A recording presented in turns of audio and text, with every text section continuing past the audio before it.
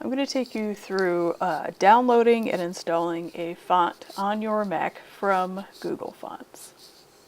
So you want to go to fonts.google.com, and what's great about these fonts is that they are all free to download and use, and there's no problem to copy them when you package your files from InDesign. So this is great for print design. However, keep in mind that these were designed for use on the web. So they are meant to stream to websites, much like you stream movies from Netflix. You don't really download the movie to your computer and then watch it, you just stream it. So the fonts work the same way. So a lot of these are designed for screen reading, but a lot of them are gorgeous in print as well.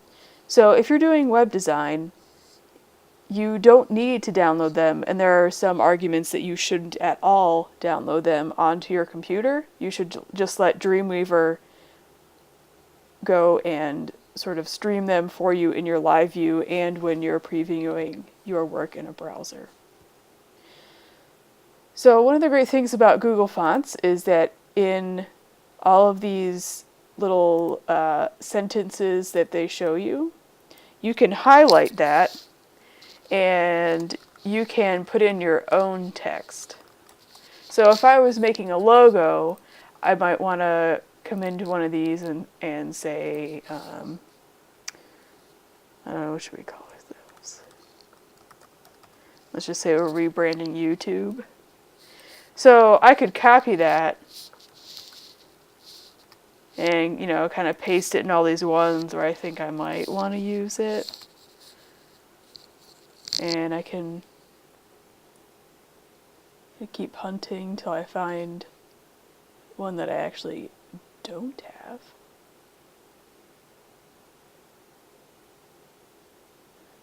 Okay, so I don't have this font called Bitter, and I say, hey, YouTube is bitter, let's go with that. So I can see right away this has 3 styles, so it's always nice to have a type family with multiple styles in it because you have to do less font matching. So you've got this is probably bold and regular and italic, awesome, got all the things I need. So I'm going to click the plus sign. And if I need to look for other typefaces and I'm not in the mood to browse, I can use the filtering over here. So if I want a sans serif to go with this slab serif, which is the category that bitter falls under, I'm just going to uncheck everything but sans serif. And if I want it to be, let's just say, condensed, I'm going to tell it to filter for widths that are only sort of up to this point.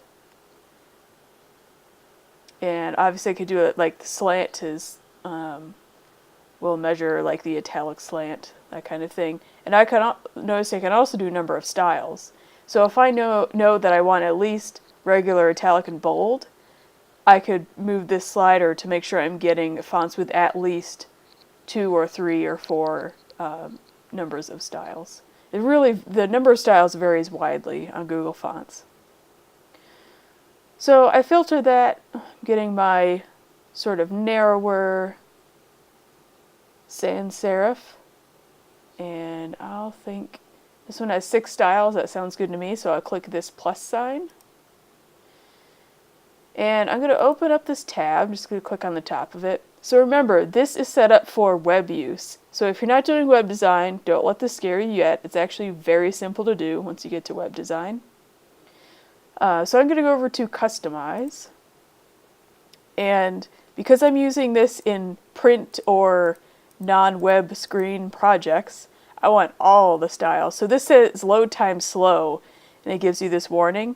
So that, remember, this is based on streaming them to your websites. So if you have a whole bunch of styles and you're not using them, it's probably not a great way to embed them in your page because there's just more work to do and it'll slow down your page loading.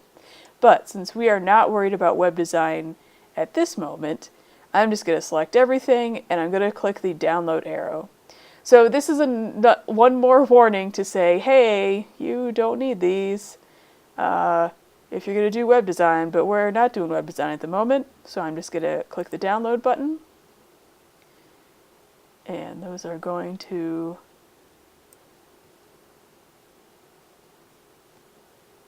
downloaded for me. My window over here. So here in my downloads folder, I've got a fonts folder, so Safari automatically unzips it. You may get a zip file. All you have to do is double click it and you'll have a fonts folder.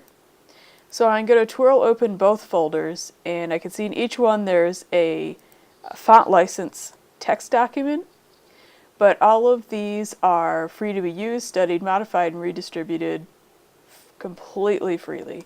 So we don't have to worry about anything there. So I'm going to select all the TTF and OTF files, like that. I held the command key there and just dragged out to the side of the files. And I'm going to double click somewhere in there, and that will launch my font book on my Mac. And I'm going to click install.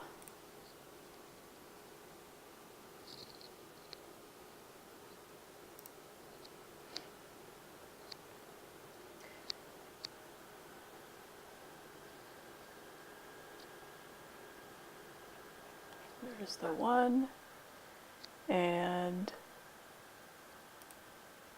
there's there. So those should be automatically available if I go into my software programs. And here's the first one I had. And the second one I had, and here's the first one. So they're already right there, immediately ready to go. Using sites like DaFont or 1001 Fonts or My Fonts, etc. are pretty similar as far as installation. Just keep in mind with sites like DaFont, a lot of times those might be demo fonts, or they were made by somebody who didn't really know what they were doing, or are really trying to get you to buy some of their fonts. That's all fine, but sometimes, whether they meant to or not, they prohibit the software from being copied. So you will run into problems with packaging. They will not be allowed to be packaged, and you'll send off your document without checking it, and then it gets there and there's a missing font error or it doesn't look right. I also have a demo in here about making fonts into outlines, which you want to do especially if you're doing logos or anything like that. So there's not even any live type to be messed up. So that is how you use Google Fonts and install fonts on your Mac.